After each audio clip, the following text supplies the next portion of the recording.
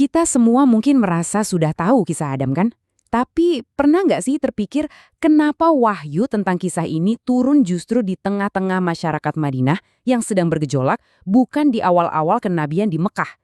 Jawaban dari pertanyaan ini, percayalah, akan mengubah cara kita melihat keseluruhan narasi ini. Inilah pertanyaan besar yang akan kita bedah bersama. Kenapa sebuah kisah purba tentang penciptaan manusia pertama tiba-tiba menjadi sangat relevan dan penting bagi sebuah komunitas yang baru saja hijrah dan sedang membangun identitasnya di Madinah? Apa tujuannya? Oke, untuk bisa memahami jawabannya, kita harus terbang dulu ke masa lalu, tepatnya ke kota Madinah sekitar tahun pertama atau kedua setelah hijrah.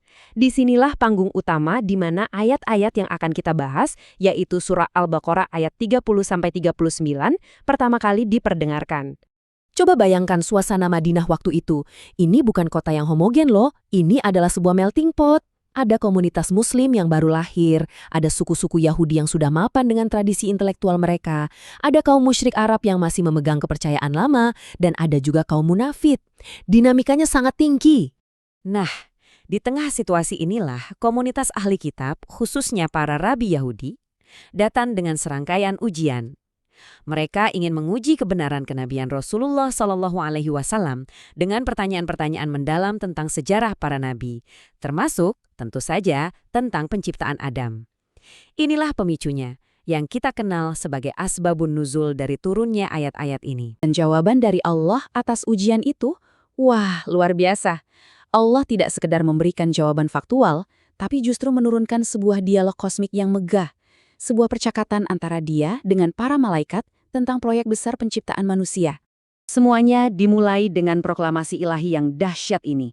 Sesungguhnya aku hendak menjadikan seorang khalifah di muka bumi. Pernyataan ini sejak awal sudah menetapkan purpose, tujuan besar dari eksistensi manusia. Para malaikat, berdasarkan pengamatan mereka terhadap makhluk-makhluk sebelumnya, langsung menyuarakan kekhawatiran mereka. Mereka bertanya bukan untuk menentang, tapi karena cemas melihat potensi kerusakan. Pertanyaan ini justru membuka jalan bagi Allah untuk menyingkapkan sebuah rahasia besar yang belum mereka ketahui. Jawaban Allah itu elegan sekali. Dia tidak berdebat, tapi langsung mendemonstrasikan. Allah menganugerahkan kepada Adam sebuah potensi yang luar biasa, yaitu ilmu. Kemampuan untuk mengkonseptualisasikan, memberi nama, dan memahami hakikat segala sesuatu. Sebuah kapasitas yang melampaui para malaikat sekalipun.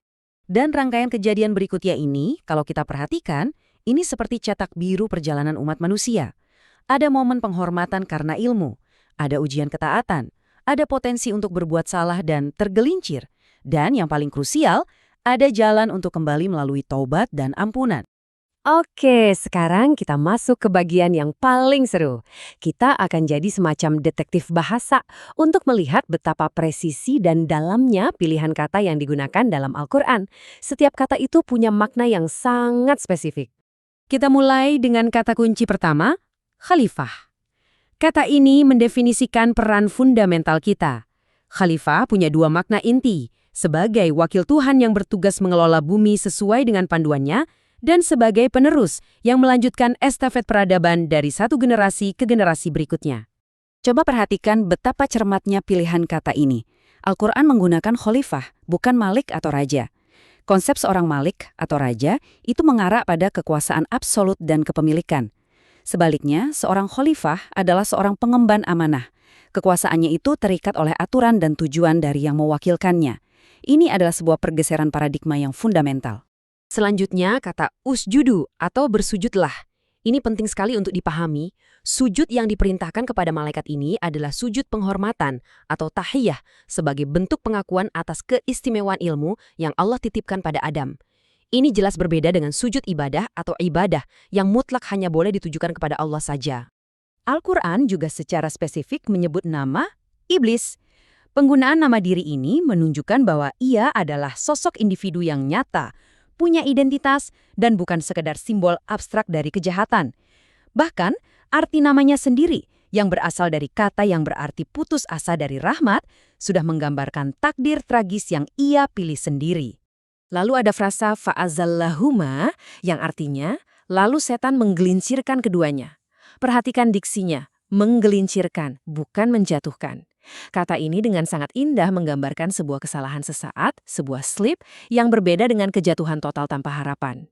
Pilihan kata ini menjaga kehormatan Adam sebagai nabi dan sekaligus mengisyaratkan bahwa pintu untuk bangkit kembali selalu terbuka. Nah, setelah kita bedah semua ini, kita akhirnya siap untuk menjawab pertanyaan awal kita. Apa dampak revolusioner dari turunnya wahyu ini bagi para pendengarnya di Madinah saat itu? Dampaknya luar biasa dan menyentuh berbagai lapisan. Secara teologi, kisah ini mengangkat derajat manusia. Secara antropologi, ia menjadi fondasi persaudaraan universal. Dan yang paling radikal pada zaman itu, secara sosial politik, ia menghancurkan klaim-klaim keunggulan berdasarkan suku dan garis keturunan yang begitu kental di masyarakat Arab. Coba Anda bayangkan, bagi kaum muslimin awal yang banyak diantaranya adalah mantan budak, orang miskin, atau dari suku yang dipandang sebelah mata, wahyu ini datang dan seolah berkata, "Hei, kalian semua adalah keturunan dari Adam, makhluk yang dimuliakan Allah, yang bahkan para malaikat pun diperintahkan untuk menghormatinya." Ini adalah suntikan harga diri yang dahsyat. Lalu, apa warisan utamanya bagi kita hari ini? Apa pelajaran abadi yang bisa kita petik dari sang khalifah pertama ini? Kisah ini ditutup dengan sebuah janji yang sangat indah. Manusia memang diturunkan ke bumi, tapi kita tidak dilepas begitu saja. Kita dibekali dengan petunjuk, dan siapa saja yang memegang teguh petunjuk itu, Allah menjanjikan ketenangan jiwa, bebas dari rasa cemas akan masa depan, dan bebas dari penyesalan atas masa lalu. Jadi, pesan inti dari narasi Qurani ini adalah sebuah kisah yang optimis. Ini adalah cerita tentang potensi luhur kita sebagai manusia, pengakuan bahwa kita bisa berbuat salah, dan yang paling penting, sebuah penegasan tentang rahmat Tuhan yang tak terbatas dan pintu tobat yang selalu terbuka lebar bagi siapapun yang mau kembali. Dan ini meninggalkan kita dengan satu perenungan terakhir yang sangat personal. Adam dimuliakan karena ilmunya. Pertanyaan untuk kita semua adalah, ilmu apa yang sedang kita perjuangkan hari ini untuk benar-benar bisa menjalankan amanah kita untuk bisa menjadi khalifah yang baik di muka bumi ini?